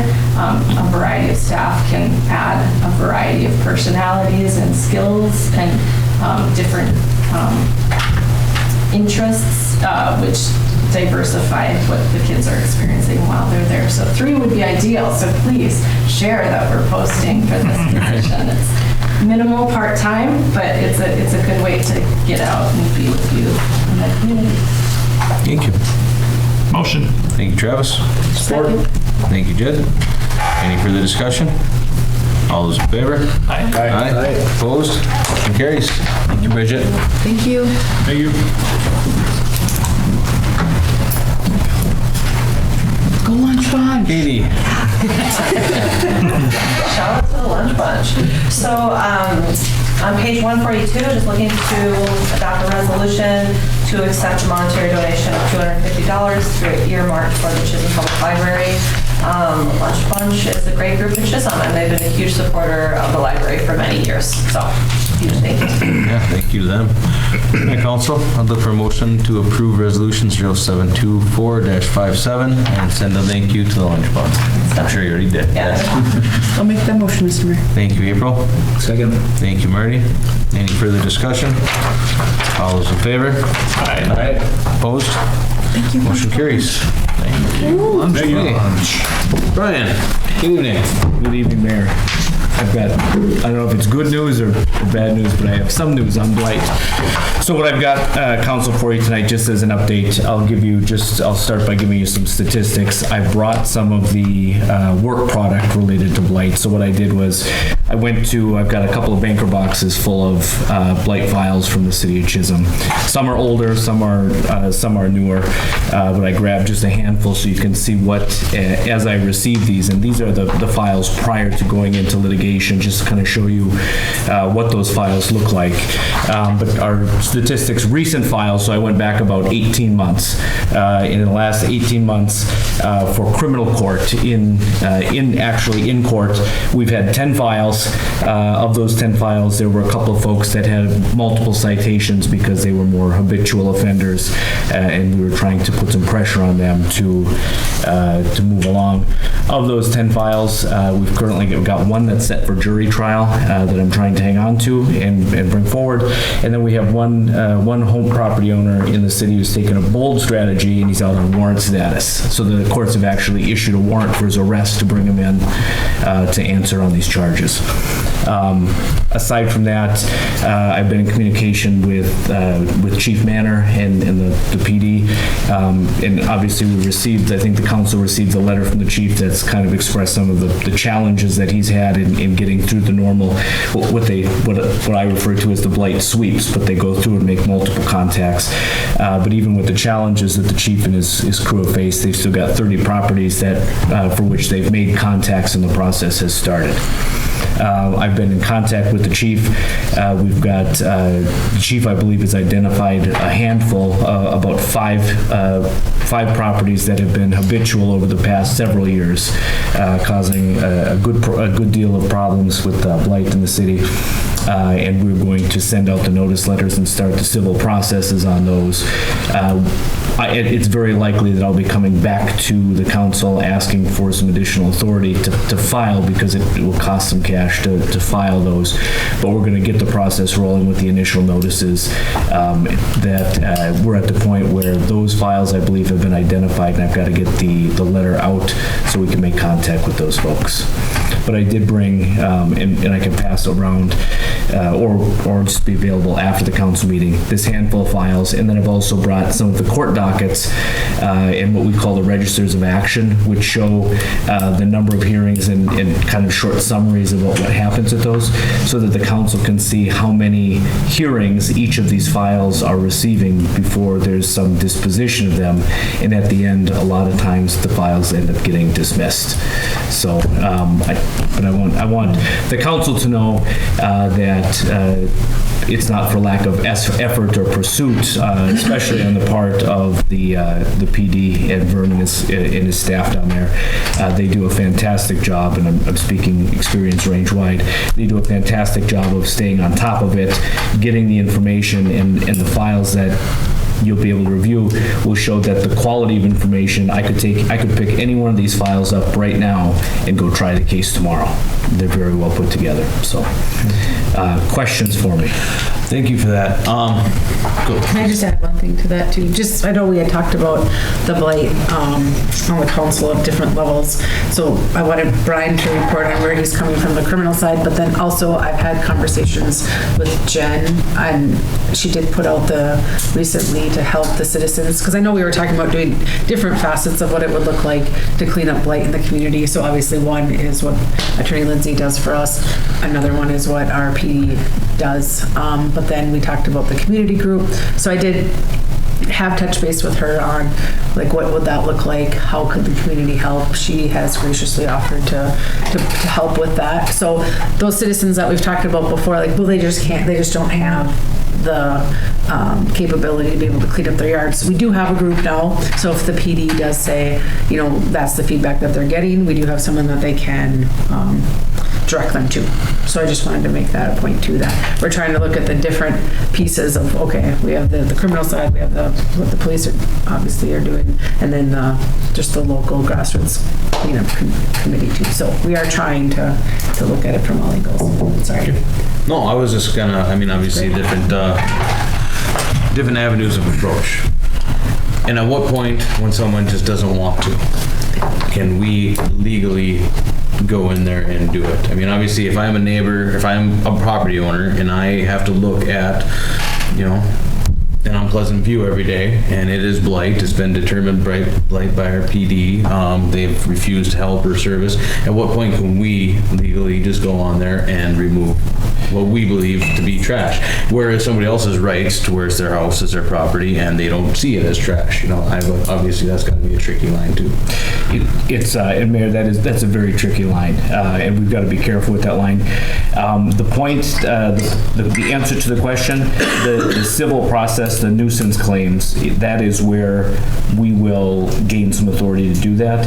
And the way that we'll gain that authority is when the court makes a finding of nuisance, it will find specific things as nuisance, and it will give us some guidance on what can be taken out, what can be cleaned up. And then that order, if they don't immediately abide by it or within a reasonable time come into compliance with that order, we use the civil contempt process. It's called an order to show cause hearing, and then the contempt process. And that process will give some authority to the city to go on. The other way that we can gain some of that authority is if the property becomes so bad that it's a hazard to health and safety, there's some additional procedures that we can use that follow a bit of a different route. Okay. Now, you mentioned somebody that is actually choosing to not go to court. They have warrants out. At what point can we go to the judge and say, they're not actually coming here? How are we supposed to deal with this if the person decides not to? If their property is one that's, and I don't believe that it is, but if it were to be one that's identified as warranting and no pun intended, warranting the civil nuisance process, essentially what would happen is they would default. And once they default, we could take a default judgment to the court, and it would short circuit, I shouldn't say short circuit, it would create a summary process where we could get to that end result a lot quicker. I will say what a terrible waste of time and effort to have to do this, but obviously it's things that we have to do. So any other questions, input? Mr. Mayor, so Brian, I was looking through this ordinance 94.05. It was last time changed in March of 2020. So do we need to change the ordinance? Because the penalty is just a misdemeanor. I'm all for impounding stuff if we have to, because this is getting ridiculous. So we've got to, Mayor, if I may, we've got to be careful as a city. Generally, the highest level of offense that we can create through ordinance is a misdemeanor. But we got people parking in their front yards, parking in their side yards. It's against this ordinance. Yeah, So and we do have, there is a process in place, and there's actually a Minnesota state statute that covers the nuisance parking. You've got to issue so many tickets before you can gain a right to tow. So, and actually the chief is probably a lot more up on that than I am. I know the statute exists, and I've been through it a couple of times, but usually it doesn't get to me until we're right at the point, and then I'll review it. But there is a state statute that dictates when we can and when we can't tow. And when we do tow, it dictates that there's a creation of a paper trail, a lot of information that has to go along with that. It actually is administratively a little bit burdensome to tow a vehicle. But it's worth it in my eyes to start cleaning up stuff. If we got to set a precedent, it's going to have to happen, you know.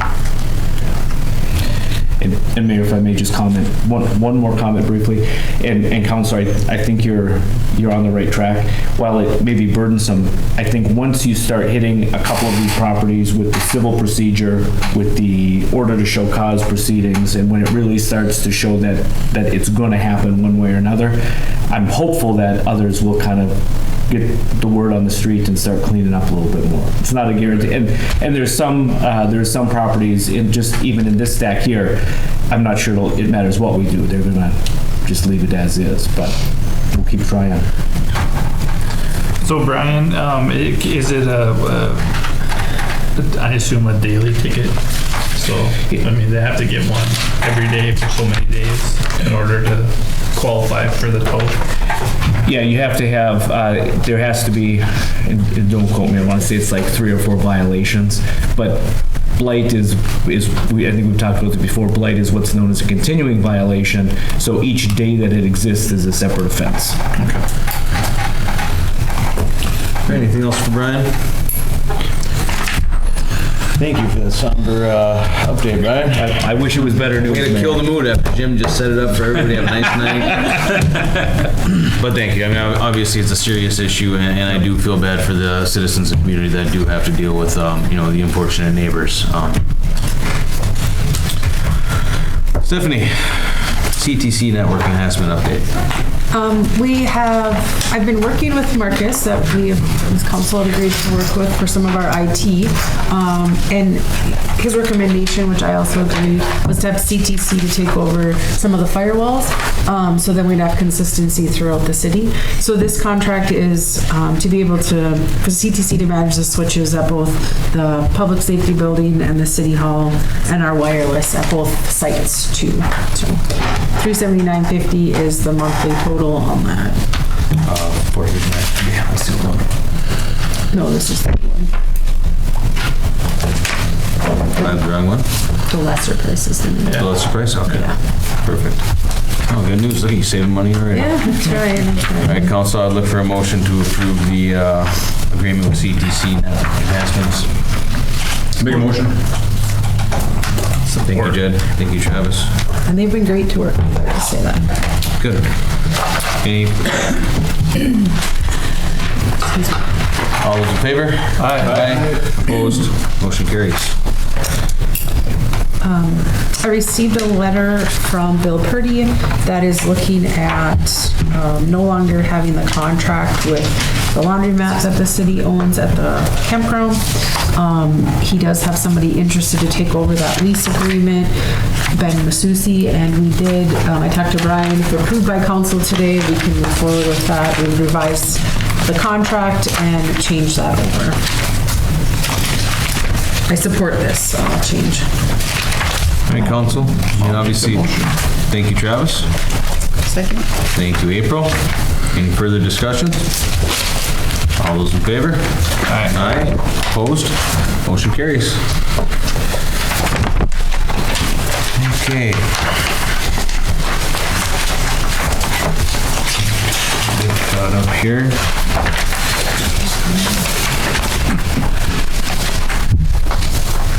Moving on to the Chisholm Area Chamber request for Dock Moonlight Graham Days. As you can see, the attached request for the area chamber for road closures, barricades, and in-kind services for the Dock Moonlight Graham Days. letter from the chamber asking to block off Lake Street for the parade from 10 a.m. to 1:30 p.m. See, there was more of a time in there, wasn't there?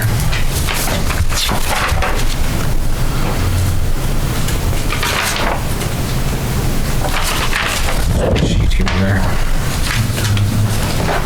So Saturday, August 3rd. In the back. Is that the times that she wants? Just those 10 a.m.? 10 a.m. to 3:30 p.m. Okay. I don't think that's accurate. Yeah, I was gonna say. I think it needs to be blocked off till like 4:30 would be my best. Because there's a car show after, there's bouncing around downtown after. Car show's 1:30 to 3:30. So, yeah.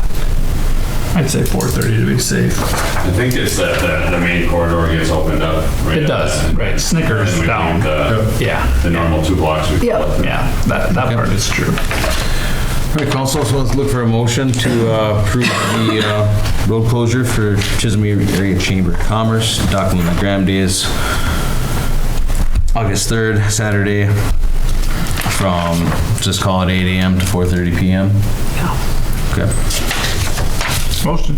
Thank you, Travis. Support. Thank you, Marty. Do we need to make this a citywide festival? Yeah. Probably wouldn't hurt. Probably wouldn't hurt. Yeah, I would. So would you like to amend your motion? I will amend my motion to include it as a citywide festival. Thank you, Travis. Marty, still good for a second? Yes. Okay. Any further discussion? All those in favor? Aye. Opposed? Motion carries. All right, next schedule a joint meeting with Chisholm Hibbing Airport Authority, August 19th at 6 p.m. This is what we have this meeting every year. Look for that motion. Make a motion. Thank you, Jed. Support. Thank you, Travis. Any further discussion? We do need a quorum at this meeting, so if you're unable to attend, please reach out to Susan so we can. All right, any further discussion? All those in favor? Aye. Aye. Opposed? Motion carries. All right, next is a temporary liquor license for the St. Basil Serbian Orthodox Church. I talked to Vern. Obviously, this one looks a little different than how they normally come, but I did talk to Vern before the meeting. He said everything is in line. I'll make the motion. Thank you, Travis. Support. Thank you, Jed. Any further discussion? All those in favor? Aye. Opposed? Motion carries. And schedule a special meeting for improvements to the arena. Another great meeting to be part of. Council, I believe Stephanie said the best week for her would be the week of July 22nd. Yes.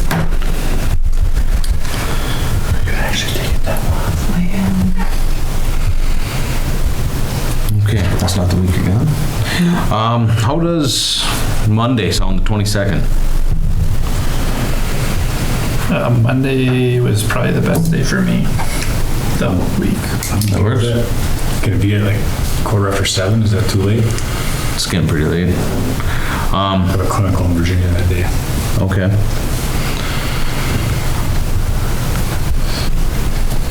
If we were able to rest you later, bring you up to speed, would that be all right? Sure, that's fine too, yeah. Okay. April, how's that work for you? Good. Okay. All right, so I'll look for a motion. How's 5 p.m. on Monday? Is that too early? No, it works for me.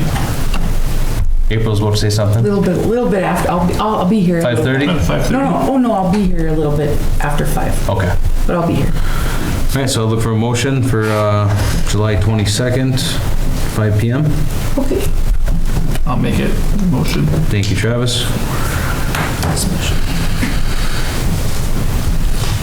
Is there support? Support. April. Is that April? Oh, I'm sorry. Thank you, April. Any further discussion? All those in favor? Aye. Aye. Opposed? Motion carries. Okay, moving on to Marty. Good evening, Marty. Good evening.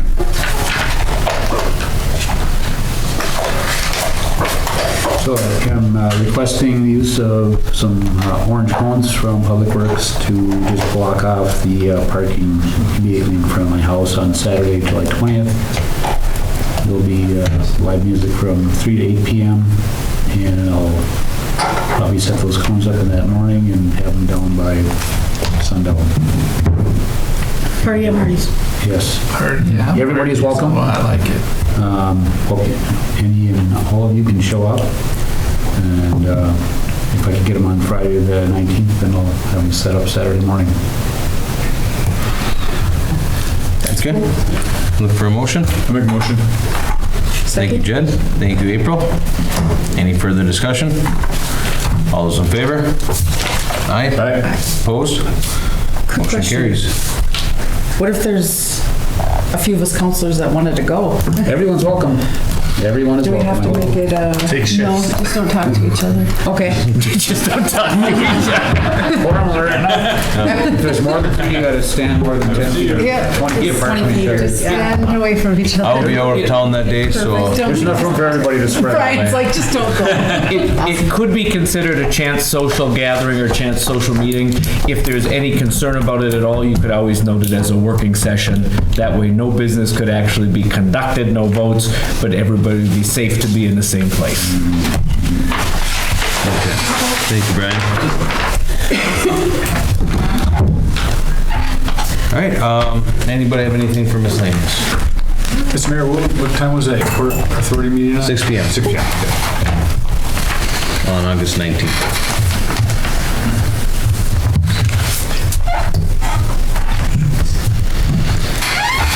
And as I look at my calendar, I will not be there at that date, so I really hope that the rest of the council can get there on the 19th.